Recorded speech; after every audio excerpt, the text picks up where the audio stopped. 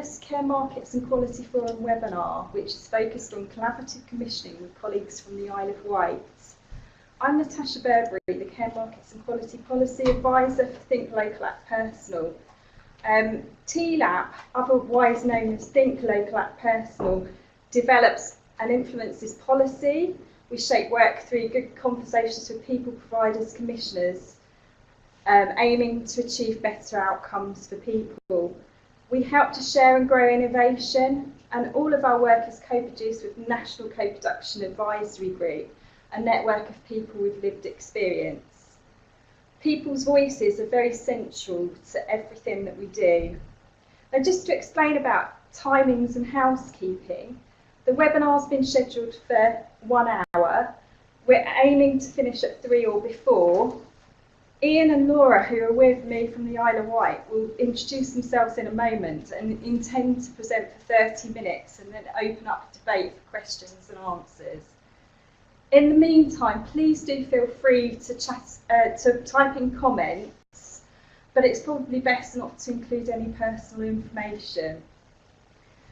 The Isle of Wight attended the Care Markets and Quality Forum event in November last year, and the feedback on their session was really positive, and people attending thought that their presentation was excellent and shared some good practice. So we wanted to showcase this work wider than just an event, and we appreciate that not everyone can get to an event, and a webinar provides that accessibility.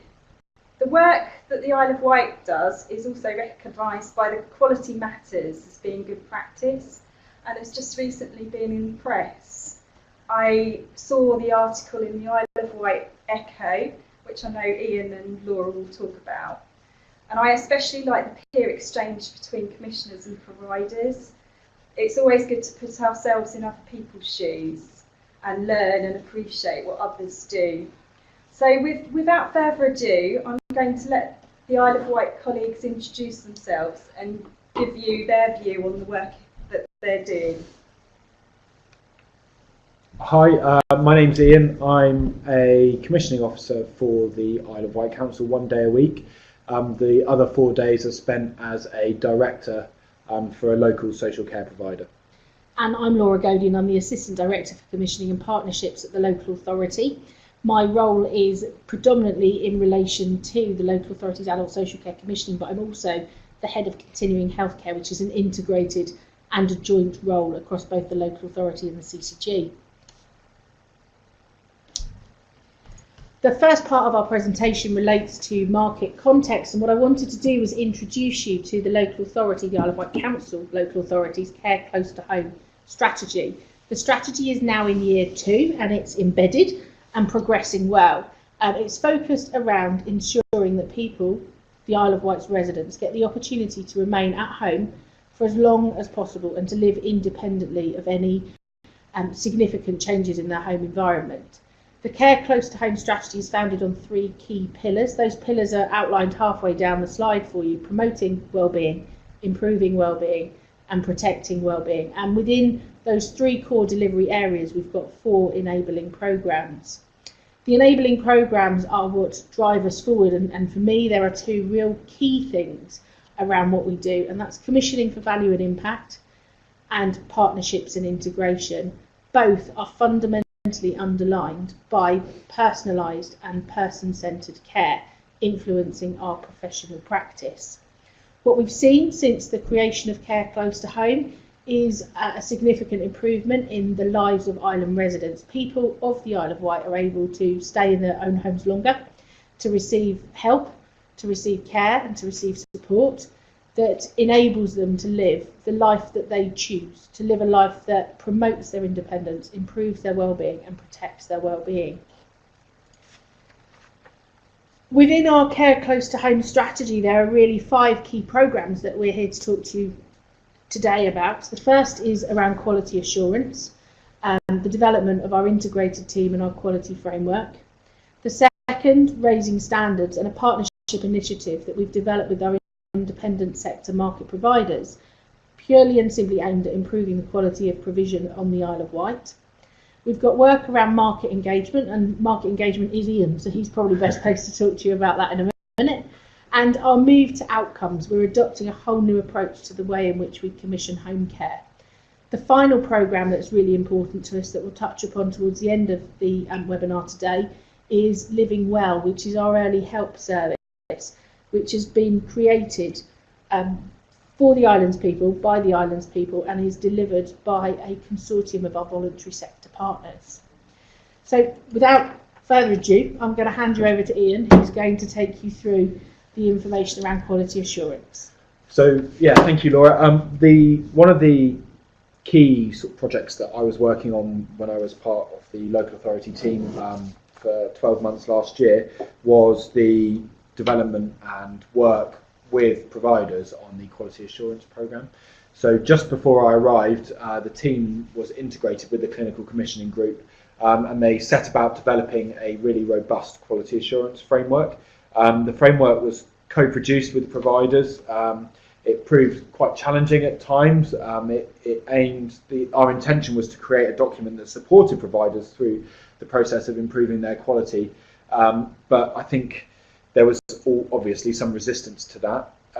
We wanted to focus on it being not just about CQC, but about supporting providers providing excellent care, whether it was recognised by CQC or not, with the hope that obviously that would drive up standards. As Laura's put on these slides, it focuses on the lived experience as well as regulation, and one of the key sort of enablers of that was Health Watch and their experts by experience who visit the homes and sort of just view and witness what's going on and speak to residents there where they can, and sort of speak with people with dementia as well, using some of their expertise.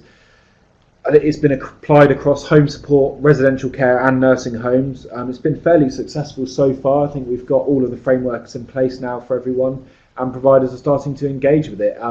The feedback from most providers is that they found the process helpful. As a provider myself, I've certainly used the documents that have come from the QA team to help supplement what we do and make sure that we're sort of on the right track. So I mentioned briefly the experts by experience. These are provided by Health Watch on the island. It's contracted and commissioned by the local authority. They're independent of both the providers and the commissioners, which really gives them a better ability to provide some real good insight and identify areas for improvement. Because of the success of using them as part of the quality assurance process, we also included them with the development of the residential home specification, which I was working on towards the end of my secondment, along with others, including the Dementia Awareness Partnership and Carers Isle of Wight. We were trying to do some real sort of positive co-production with providers and with people who could represent the people that use our services. Sometimes in residential homes it's quite challenging to co-produce with the actual residents, so we were doing our best there by including the DAP and Carers Isle of Wight.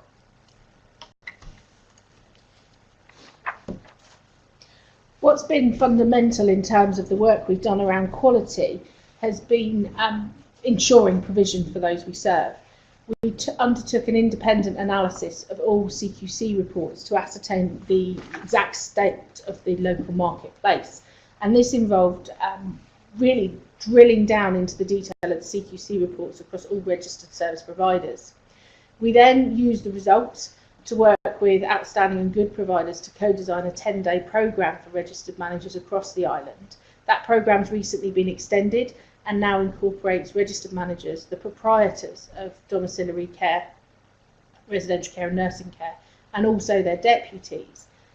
We've used the Improve Better Care funds to deliver the free leadership training, and currently 41 providers have undertaken that session.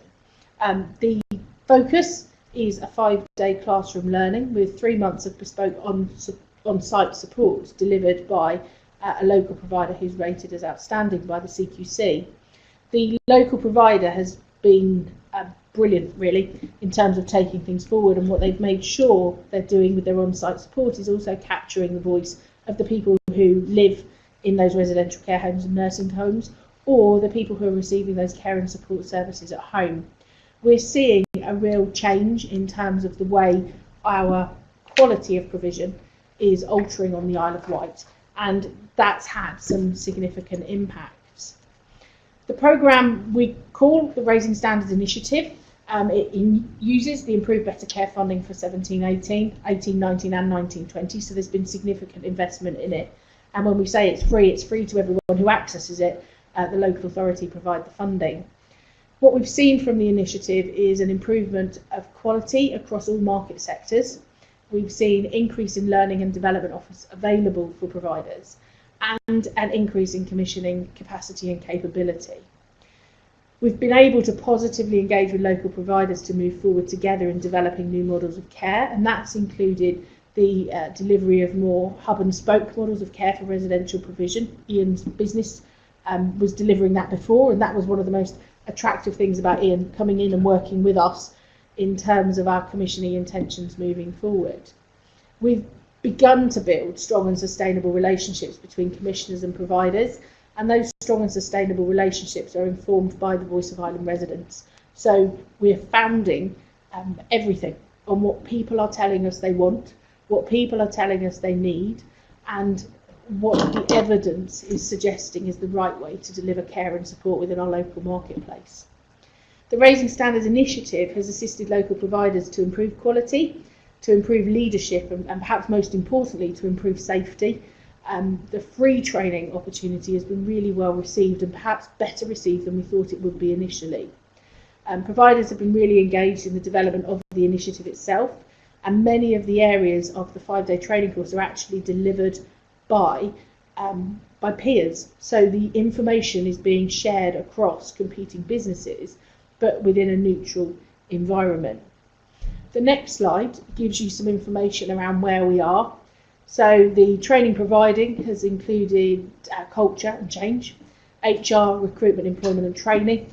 We've looked specifically at what makes good leaders and how those good leaders can affect change of culture and change of process.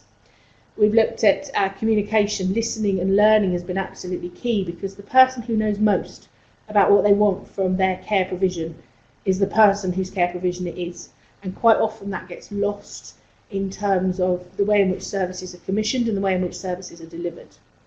We've worked really strong to build a quality improvement programme and to have that quality improvement programme from the training translate across the organisations who've benefited.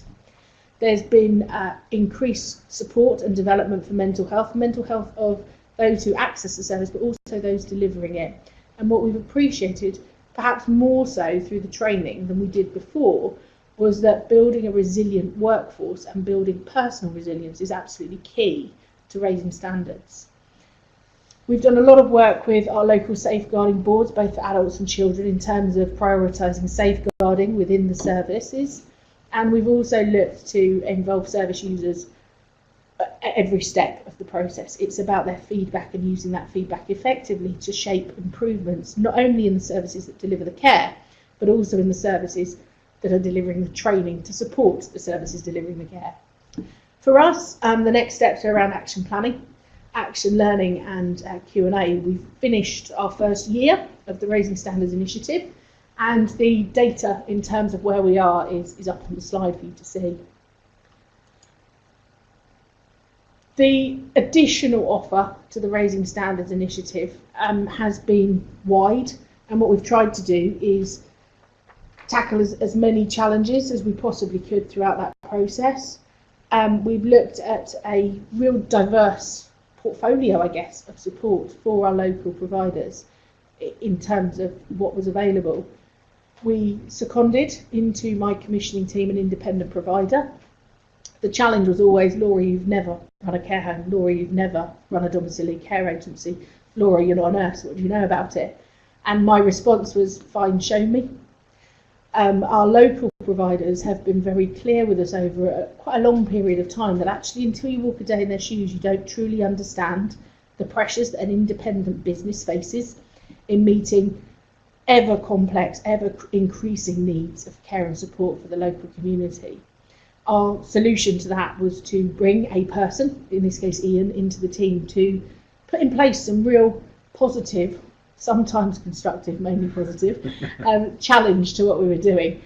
That was hard for us as a local authority. It was difficult for my colleagues to understand that when Ian was in the room, his job was to challenge us when Ian was making suggestions, I guess might be the best word, he was doing it from a different point of view. And after we worked around to a point where people understood that that was the purpose of the role, it really had some benefits. We did exactly the same with the voluntary sector and seconded into my team a voluntary sector representative to provide that check and balance around how we do business with the voluntary sector.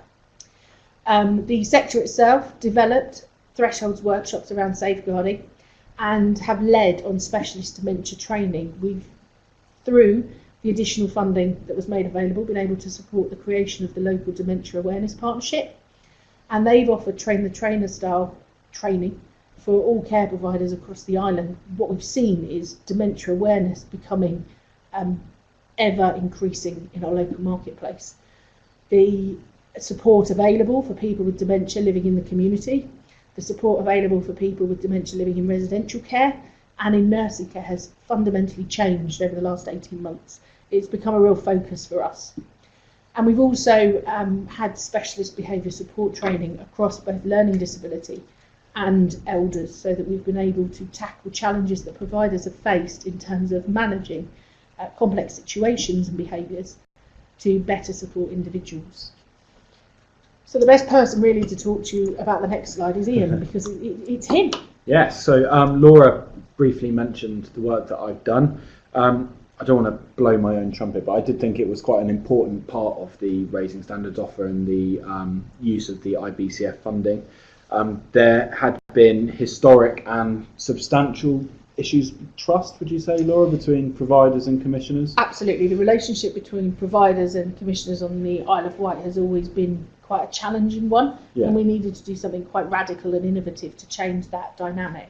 So I was brought in partly to help support that change and work with commissioners and with providers to try and explain, the differences and exactly like Laura said, take a walk in the shoes of a commissioner, but also help commissioners take a walk in a provider's shoes. The plan was that it would be a years-long secondment on a rolling basis. I don't think they've managed to fill the role yet, which finished in January, but if anyone wants to do it, I think it's open for advert at the moment. Absolutely. There was a definite improvement in relationships during that year. I think the fact that I was there at the end of an email or the telephone to take any issues and concerns that providers had to the relevant people within adult social care, the local authority, that really helped. It improved people's confidence and said that actually there were people listening who were able to sort some of the problems out, which they'd never had before. I know that Laura's carried on doing that and being that person, and I'm sure she always will be without a provider there. Lots of the work I was doing was exactly as Laura said. It was sitting in meetings and saying, have you taken the time to look at this from the provider's perspective? Have you thought about the impact on cash flow or on recruitment and retention when we're in system workforce meetings and the only system that they seem to be concerned about is the trust in the NHS? I think it's an important part of that to say actually the independent provider sector is a really important part of that system too. I was also involved in working on some specific projects. They're all listed there. There were others that aren't there as well. I think probably some of the most important ones, the first one on leading the transition from time and task commissioning to commissioning by outcomes in our home care market, was really valuable, and we'll be coming on to talk about that in the next slide. The trusted assessor was another important thing that we're carrying on trying to solve that issue. Hospital discharge is a really big problem everywhere, I think, and particularly on the Isle of Wight, and trying to get providers and the hospital and the local authority to all work together to solve that's really, really valuable. We'll come on to talk about the provider forums again. Laura's mentioned the Raising Standards initiative. The market position statement was an interesting trial by fire in my first week of getting there, with a 170-page document that needed refining. We have that published and it's been shared out to everyone, and we are now going through the less painful process of rewriting it for this year, so that will be fun. The other thing to work on was the pilot of System 1, so I'm quite excited about that. I'm really interested in technology and care. I think moving providers who particularly again on the Isle of Wight, seem to be stuck with paper and pen and old-fashioned ways of working. I think part of the engagement issue we have is some providers still don't have computers, so this is a real issue. Being able to roll out some elements of System 1 and really get integrated working between GPs, the hospice who use it, district nursing who use it, and I think the trust are starting to come on board with it as well, is really, really important. So hopefully that will be finished within the next 12 months as well. Finally, the last bit of my work there was helping Laura and the rest of the commissioning team to come up with a way of delivering refreshed and renewed residential care home specifications and bandings. They were quite out of date. We had some long meetings, tried to come up with a way of, again, moving them more towards outcomes and actually putting the people at the centre of everything that we do. So I briefly mentioned forums. We ran, and the local authorities still run quarterly forums every quarter for every sector, the domiciliary, residential and nursing. They're fairly well attended, with upwards of 40 or 50%, much more in the nursing homes because there are fewer of them. They provide a really good opportunity for the local authority and the rest of the system to share key messages and challenges. I also think it's really important to say that it provides providers with the opportunity to challenge the system as well. So we have senior people like Laura and her counterparts in the NHS and the CCG there who can answer questions, and I know they always sigh when we start talking about continence products and equipment stores. They seem to be ongoing issues, but lots of those issues have started to be resolved because of people have had the opportunity to talk about them. And that's been really, really important in building the trust and building the relationships between providers and commissioners. Like I said before, engagement had always been a problem. Those figures there probably are slightly more positive than we see on a quarter-by-quarter basis. Lots of the providers tend to still be switched off, and it's something that we're still working on. And I'm really keen, as also a director of the local care partnership, that we get 100% engagement with the local authority, because I think it's really, really important. I thought that before my job, but even more so now that I've done my secondment. So more sound of my voice, I'm afraid, to talk about the outcome-focused domiciliary care. So we worked with the Institute of Public Care on this. This is our statement for what outcome-focused domiciliary care should look like on the Isle of Wight.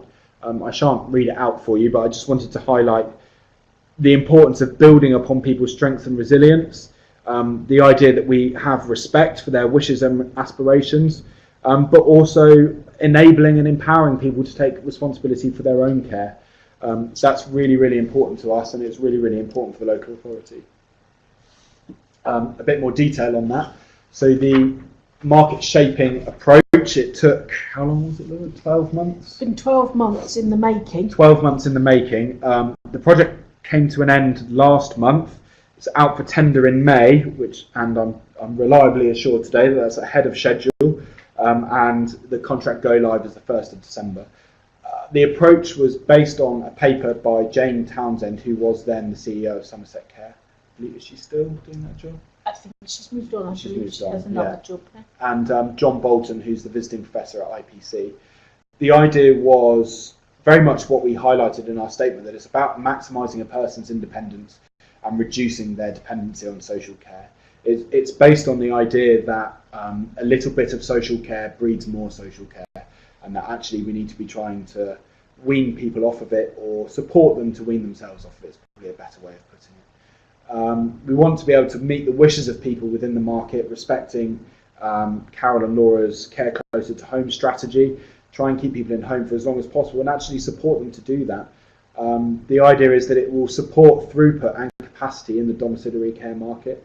People were staying in domiciliary care for too long and blocking up capacity, so if we move people through, I think it was a bit of a challenge trying to persuade some providers that actually giving up clients is beneficial to them because it can increase throughput and they will always be busy. There are plenty of people up at the big metal box in Newport that need to go home, so we're trying to support them to do that. I think it would obviously be remiss of me to not mention the fact that it was also about saving money and stopping care where it wasn't appropriate. Everyone knows that money is at a premium within this system, whether you're a provider or a commissioner. So that was also a really important part of it. So I'm going to hand you over to Laura for the next slide. In terms of the work we've done around market shaping for a transition from time and task-based commissioning for home support to outcomes, there's been lots and lots of different consultation groups that have taken place so far. Our initial idea, the concept, was born from feedback through the My Life a Full Life programme, where people at home basically said they were fed up with being treated in such a way that their dignity and their joy in their life was eroded. For a person who's living at home, who's in receipt of home care, the challenge that was mounted to the local authority was very much, I don't want to be a number, I don't want to be the 8:30 call every single morning for 2 people for 15 minutes. I want to be a human being, I want to be a person, and I want to be able to live my life as independently as I can. That gave rise to a thought process. If we could create a world where actually the individual felt valued, the individual felt part of their own care and support, and were able to take back some control, why on earth wouldn't we want to do that? Through the work we've done with the Institute of Public Care and the test and learn approach that we've adopted, we've worked really closely with 6 domiciliary care agencies across the island. All 25 were invited, 6 chose to engage with us, and with our own internal reablement services to look at how we can change the way we do business. 12 months in, we're in a place where we genuinely believe we can, and the slide sets out for you really the next steps for me in terms of commissioning that new service moving forward. We're just about to start holding a series of focus groups with service recipients, people who have already expressed a view around their care and what they want to be different.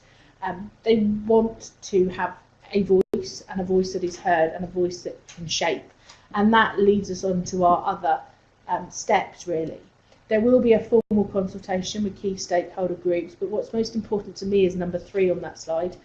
Representatives of service users nominated by their peers will be acting in an advisory role for the specification development and for the contract implementation for our home care domiciliary care contract moving forward. We've identified 2 service user representatives who will actually be part of our tender evaluation panel. So the voice of the individual will be really central to how those services are commissioned moving forward. The voice of the individual leads quite nicely onto the Living Well collaboration, really, because for the local authority 18 months ago, 42% of every person who approached adult social care in the Isle of Wight Council didn't meet the national eligibility criteria. At that point in time, we were in a situation where the local authority said, we're terribly sorry, we're not in a position to help you, it's not our statutory duty, and in effect, go away and come back when you are in a position where actually you do start meeting that criteria. It's no good for anyone, and it certainly didn't manage our demand or our front door. What we did was something quite innovative. We looked to work with the voluntary community sector as a whole and say to them, this is a pot of money we have available. What can you design for us that supports these people who, at this moment in time, don't have an eligibility for our support? The voluntary sector went away, formed a consortium of 4 different providers, and their purpose is to support people to remain independent at home, drawing on their personal and community-based assets to meet their needs. It's a very holistic service, and it's very personal to each individual. There's a team of highly skilled employees of those voluntary sector organisations, and also volunteers who work really closely with the individual to provide wraparound support to help them live the life that they want to lead. The emphasis has been on collaboration with the voluntary sector rather than on statutory provision, and the emphasis will continue to be in that place.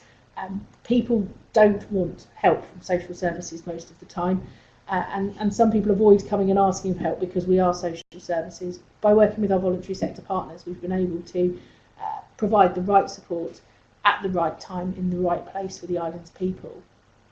The scheme itself has resulted in multi-skilled living well teams across the Isle of Wight. They're linked in a number of different ways.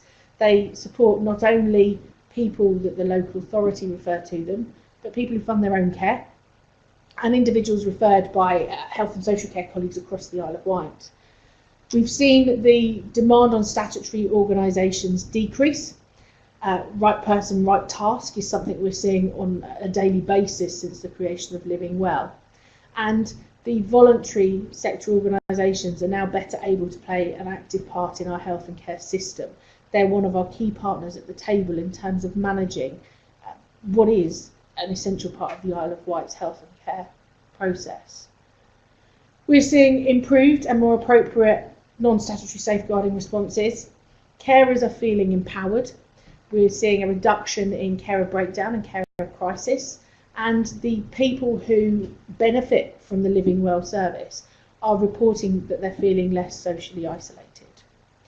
The people who are ineligible for adult social care funding are receiving relevant and perhaps as importantly timely intervention to help them live the life that they lead, feeling more confident that they can manage their own care.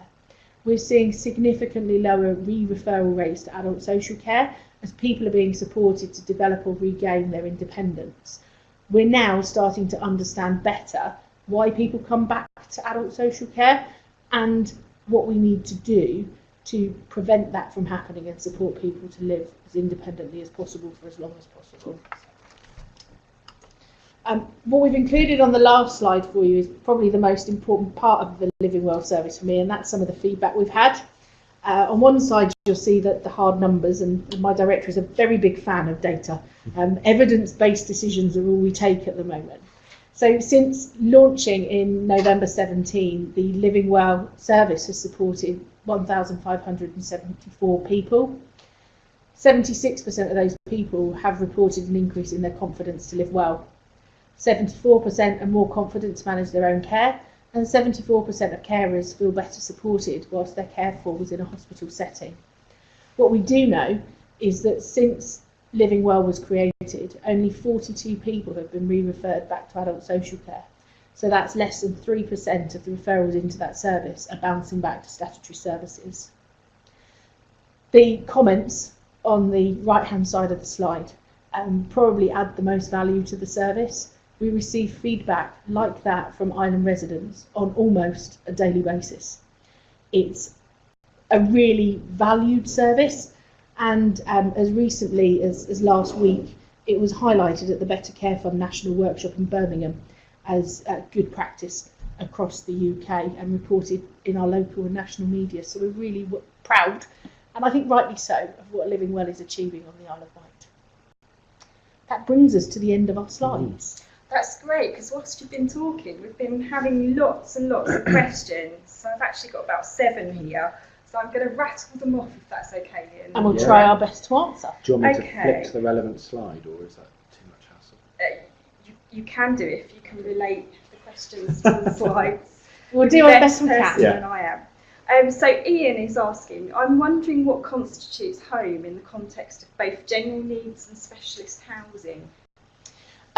We've not thought about home in terms of housing as part of what we've been doing with the Care Close to Home strategy, although we're currently in the process of refreshing the strategy because our Housing Needs Department joined Adult Social Care in December. For us, home is, it sounds quite trite, but where the heart is, where the person wants to live. And that home could be their own home, it could be social housing, or it could be a residential care home where they've lived for a considerable period of time. Home is more the concept than the bricks and mortar in terms of our strategy so far. I think that will be changing in the forthcoming year due to the changes in our department. Well answered, Laura. Thank you for that. We've got a question from Stephen Moon here. I am interested to know at what age this framework is applicable. Now, I think that refers to the Raising Standards framework, so that might be one for you, Ian. So the Raising Standard, so the framework was based on older people's residential homes. That was where the meta study of CQC ratings highlighted the most number of problems on the Isle of Wight, and that's where the focus has been on raising quality so far. I think that answers your question. It's the over 65s mainly. I don't know if Laura's got anything else to add. Ian's absolutely right. It was created for that target audience in terms of where we were and service improvement that was required.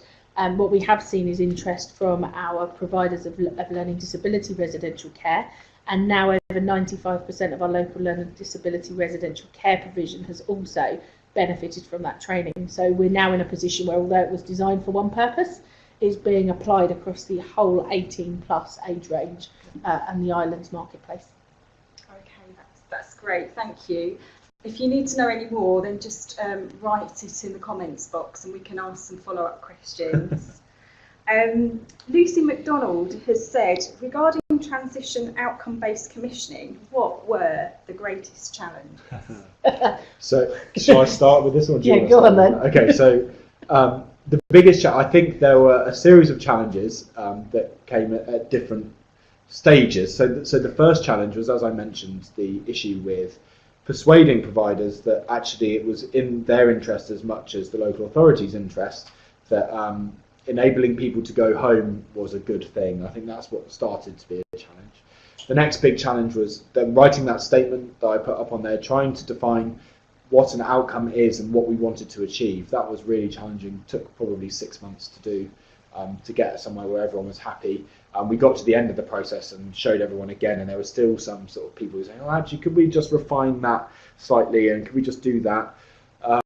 I think now we're at the end of the process, and I'm sort of sitting around the table as a provider now, which is quite interesting because I'm sort of the other side of the table on this. There are lots of concerns about what the future is. It's Laura's obviously she's following the rules of procurement, so we can't know sat around the table what it is that Laura's thinking, and there are a lot of people in there who are thinking, I really need to know this because I need to plan my business over the next 5 years. So everything's a bit up in the air at the moment. Now that's causing challenges as well.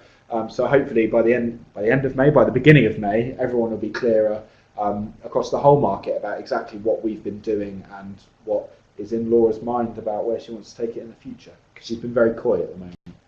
I've been trying and get her on the journey on the way home, but I'm sure she'll keep her cards close to her chest. I think for me there have been two challenges, and I underestimated both of them.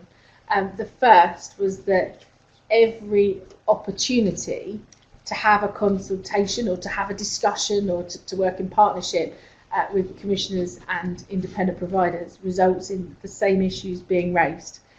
We seem to have to dedicate the first part of every meeting to going over what I call old ground. Yeah. And having Ian on the team has taught me that actually it's not old ground, it's really important pressures for the independent provider that I need to take seriously. But also, just on that, as a commissioner sat around the table, it was also really, really frustrating to hear about the issues of continent and discharge every time we were trying to talk about outcome-based commissioning. So I understood that frustration very acutely within about 3 weeks of doing my job. I don't think as part of our process we've ever had a meeting where we've not spoken about continence, where we've not spoken about discharge, and where we've not spoken about the availability of equipment. That aside, the other challenge has been in terms of aligning a real partnership approach to the development of a new service with the very stringent and rigorous procurement regulation that's in place. We're having to balance the two almost on a daily basis, and I'd like nothing better than to go out to my local providers and say, right, this is what I'm looking to buy from May. I'm unable to do that because that would put me in breach of a lot of different things. So yeah, playing coy is one way of putting it, but keeping stum is the other, I think. What I would say is the challenges have been fewer than I thought they would have been, and the benefits, now we're all on the same page and working together, I think are absolutely massive for residents of the Isle of Wight. And I think any amount of challenge to achieve the right outcome in terms of that really critical service, it is worth what we've gone through to get there. I just also wanted to add, we had engagement problems as well. There were lots of providers who started the process thinking, well, this is just another project that isn't going to go anywhere, so they didn't engage. We had people from other parts of the system who were probably busy doing other things from the Trust and the CCG, and they didn't really engage until right at the last minute. So that posed some problems as well. So when we were talking about discharge and continence and all these other issues, we didn't necessarily have the right people in the room at the right time. So that's if anyone's thinking of doing it, that's what they need to try and that's the nut they need to try and crack. Well answered. Some challenges there, well explained. Right, okay, so Ben Campbell is asking a question for both of you actually. Were there any conflicts of interest when seconding in a provider to a commissioning team? And I know you answered this one at the November event.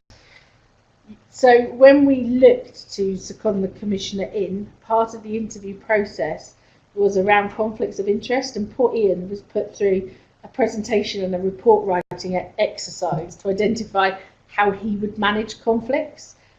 We were always really mindful of it, and there were conversations where I would forcefully remove Ian from the office so that he wasn't part of them. I think the conflicts were inevitable. It was how we managed them that was critical. I think the best example is I undertake an annual fee review process for our entire marketplace, and that's done in full consultation with our independent providers and with the support of the Isle of Wight Care Partnership. Ian heard nothing, saw nothing, and was involved in no way in that process, because that would have created a conflict that we couldn't have managed effectively. By trade, I'm a lawyer. Conflicts and conflict management is what I'm pretty good at, so I wasn't concerned that that would be an issue. What I would say is, if anyone's thinking of it, it's the one thing you need to address up front. Yeah. I understand you kicked him out of the room several times. Several times, still do. So I think that what Laura said is exactly true. I think everyone was very aware of the potential conflicts whenever they arose. So, for instance, with the outcome-based commissioning, when providers were putting themselves forward to be part of the process of helping develop it, I stepped away from that selection process and left it to Laura and IPC. I was never in the room for any fee review information, and when I was working on the quality board, I made sure that CQC were aware of who I was and which businesses I worked for, so that they could kick me out if they wanted to start talking about my residential homes. So that was how we managed it. I think it was just about everyone being upfront and honest. I think people, once, like Laura said during the presentation, once people got used to the fact that I was there and what I was doing, it was quite easy to manage. There were times when I did have to go up and take my badge off and knock on someone's door and say, "Excuse me, I'm here as a provider. Can I have a word with one of you?" which was easy to manage, I think. Yeah, my phone normally rang within seconds going, "He's here as a provider now, we're getting confused." But it was manageable. Yeah. I've not heard of anything like that in any other local authority area, and I think it's a really good thing to do. I think we were very lucky in that I was able to be released from my work for 12 solid months, and I'm not sure there are many other providers who are in that situation. I think that's what helped. And our business has always had a good relationship with the local authority. Most of the time. Yeah. So we've always worked together, and we've always been clear as a business that actually working in partnership is much more important than working in opposition. I think relationships are really important between the providers, the commissioners, and people with lived experience. So, and I can see that your model really builds on that. So moving on to the next question, because they're coming through quick and fast. So a question from Sophie: how are you involving the community to help people be less dependent on services? I think that probably relates to the outcome-based commissioning one. I saw it come up on the chat while we were talking. I think we started off inviting the VCS to the meetings. That didn't go so well. But there are lots of opportunities. We were really encouraging providers to be able to access those services. The whole system relies on incentivising providers to be able to move people through. So really it's in their interest to be signposting people to the community sector. I think utilising Living Well where it's relevant, and also the localities, they have community sort of voluntary sector involvement as well. Laura could probably talk a bit more about localities and what they are, if that's relevant. Yeah, I think it is. At the start, we undertook a mapping exercise, and by the start, I mean going back to the start of the Care Close to Home strategy rather than any of the particular programmes. We know that there's in excess of 1,500 voluntary community sector organisations on the Isle of Wight. We facilitate a quarterly voluntary sector forum, and we've invested quite heavily in our voluntary sector. Most recently, we have put in place some voluntary sector infrastructure support so that the sector itself is able to look at other opportunities. Because we work closely with the VCS, we're more aware of what opportunities there are, and through our day-to-day business, our social work business, our assessment business, and through our work with the voluntary sector, the community elements and the community support is always prioritised. We've just started moving a bit behind the curve, but just started moving to a strengths-based conversation approach instead of an assessment approach, which looks really at that community resilience and the community support as being the starting point for everyone on their journey through a care and support need. Okay, the next question actually links into that. So, reducing reliance on social care, how have you invested in community capacity building to help reveal and connect people to social capital and community resources? That's the Living Well service. It's fundamentally what they're there and set up to do. They are our capacity builders. Up until, I think, summer this year, we had an in-house local area coordination team. Unfortunately, we no longer have the LACs, but part of the reason we don't have them is because Living Well is being so successful. We've managed to amalgamate part of that. I'm fortunate enough to have stolen one of the LACs to be one of my commissioners in my team, so we've still got that wealth of experience and we're pulling on that in terms of that community capacity build as well. Do you think different skills are needed for a local area coordinator to what you would traditionally kind of have within a local authority service? Absolutely, and I think I'm really lucky. I had the opportunity to completely build a commissioning team from scratch 2 years ago. None of my commissioning team come from traditional backgrounds, purely and simply because as the money becomes more scarce, as resource becomes more challenging, we need to be more innovative in terms of the way we're doing things.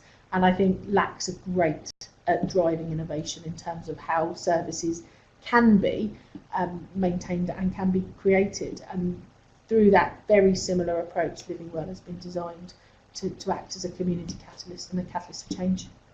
Fantastic, good answer. So I've got some more questions here. So where can I find out more information about the trusted assessor model that you're using? So when I started in February, I had an idea about the model that I wanted to pursue. It was based on the Lancashire model that was tested as part of the NHS Vanguard. That was agreed by everyone in the trust, sorry, not in the trust, in the CCG in the local authority. It was when trying to present it to the trust we came up with issues. They had their own idea about how they wanted to run it, which came up with quite significant opposition amongst providers eventually. So we're actually now starting again. We're looking at a meeting very soon. Sorry, thunder here. Took everyone by surprise. We're looking at having another meeting very soon with providers and with social work and the trust to try and start from really the ground level and say, look, what is it that we want to achieve? Is there anywhere that's already doing it that achieves what we want to achieve, and how do we progress it? I think that's what we've got to do now, which is why it's sort of been delayed quite a bit.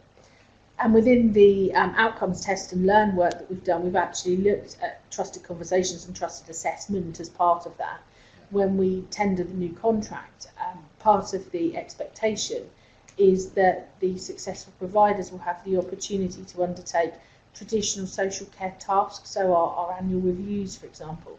When they're working with individuals, they're best placed to know what progress the individual is making, and we need to empower them to be the voice of that individual through that quite statutory boundaried service. So trusted assessment is one of those things we've still got to crack, but I'm certain that we will in the not too distant future. It sort of all comes back to the stuff that we were saying earlier about the trust between system partners and where that's grown. I think the opportunity to use trusted assessment, whether it's in hospital discharge or whether it's in trusting providers to be able to assess a person's need for services, is improving, and we're growing on that, and it's just going to take time to get there, really. Laura and I trust each other, it's just everyone else needs to trust everyone else. Right, we're coming to the end of the questions now. So Lucy has asked, what are the key features of the model of outcomes-based commissioning? I guess there are three key features. The first is it is about the individual's outcome rather than about time and task. The second is it's about the care close to home pillars.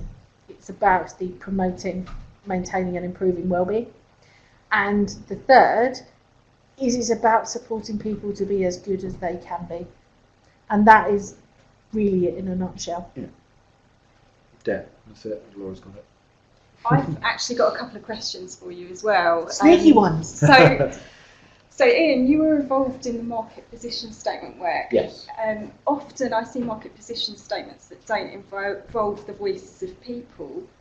Did your market position statement involve the voices of people? So by the time I got to the market position statement last year, it was already more or less written. So it was written, Laura will probably tell you a bit more about how it was written because she did that. I think it was my job to get it finalised and make it relevant for providers, and that's what I sort of hope to do. I think we're going through a process once we've got ours. We're going through a process now of putting it online, making it a document which people can engage with, whether it's members of the public or providers or anyone else really, and I hope that will bring some more involvement from people as well. I think we're going through a process of refreshing the entire document, so I know everyone is very focused on co-production and engagement, so I don't see any reason why we wouldn't involve people as best we can in developing that. That's great. And I know that the IPC at the moment are just revising their market position statement guidance, so I'm hoping that will pull out the rest of people's voice in that as well, so look out for that. We've been really lucky. We've been engaged with IPC for a period of time around some other projects, so we're also able to have conversations with them around the market position statement work that they're doing and to feed into that. And just to answer the really specific question, does our market position statement reflect the island residents' voice? Yes, it does. The Isle of Wight Vanguard funding created My Life a Full Life, and the first piece of work My Life a Full Life delivered was that real asking people what they wanted, what they needed, and how they wanted that delivered. The My Life a Full Life feedback is what started the creation of the market position statement, so it's the foundation of that piece of work. It's not easy to read, it's not fun, it's a big chunky document, and that's what our provider market needed at the time. They wanted a really clear steer as to the future commissioning intentions of the local authority and the CCG because it is joint in our area. What we're doing now is undertaking a process of reviewing, refreshing and making it more user friendly so that actually everyone can feed into it. What's been really key about the transition from being a document that sits on a shelf and goes crusty and dusty is being a web-based interactive document with feedback on every single page. So anyone looking at our market position statement 3 months from now when it's live can provide feedback around what they want, what they need, and then that will constantly refresh and update. That's fantastic, because often they do sit on the shelf and they don't get very well translated to the provider market and they don't contain that voice. It's great that you're doing the work on that. I think one of the things that was really refreshing about the approach that both Carol and Laura took when they came to working in commissioning and at adult social care was the honesty they had about what they wanted and expected from the market, and we didn't have that before, and that has only improved relationships. Even if what they wanted isn't necessarily what a lot of providers wanted to hear, it's the truth, and it's better that we know and we can plan and prepare for those things over a long period of time rather than it being unexpected. And a good market position statement, as far as I can see, should tick all those boxes. You should be able to read it and say, yes, this is what the local authority want, this is how I'm going to plan my business over the next 5 years. That's great. And another question about the provider forums. Do you feel that the provider forums are kind of firefighting in a way, looking at current issues, or do you think that they actually look at the future and improving services? We're 2 years into that cycle, and I absolutely agree. To begin with, it was dealing with problems. Now the problems tend to come to me as they occur by email on a daily basis, so our forums are far more constructive than they were. All of the programmes we've spoken to today were raised with the forums before we went live with them. System 1, Ian's been engaging with the forums certainly for the last 18 months, I think, around and where we are with that. So we're using them more as an informative and discussion forum now instead of a firefighting forum. We're using them to inform our winter preparedness. We're using them to shape the market in the way that we need to deliver services moving forward. Like you say, if you use them in the right way, then they can certainly improve the outcomes for services and ultimately for people. But, I mean, providers are definitely starting to engage with it more and sort of saying, actually, can we discuss this on the agenda at the next forum. This is raised as an issue which I think might be relevant to everybody. Can we have a discussion on that? And it's not just people sitting down yelling at commissioners and saying you're doing a bad job and I want to talk about fees and contracts. It's about how can we support each other. And it's a really good peer-to-peer group of people who come together. I think sadly it's always the same people, and that's something that we're always going to struggle with. I think the Isle of Wight market is quite diffuse. There are a lot of small independent providers who don't engage quite so much, but it's definitely improving. That's great. I think I've missed one last question from Lucy. Was there any work to do with the public or with how assessments were identifying needs? You might need to explain that a little bit more, Lucy. Can you add to that? Is Lucy still there? She is still there. Is she still listening? Okay, I think we'll probably move on anyway. So if Lucy. If you haven't got any more questions, then it just leaves me to say thank you very much, audience, and thank you very much, Laura and Ian, for being here today.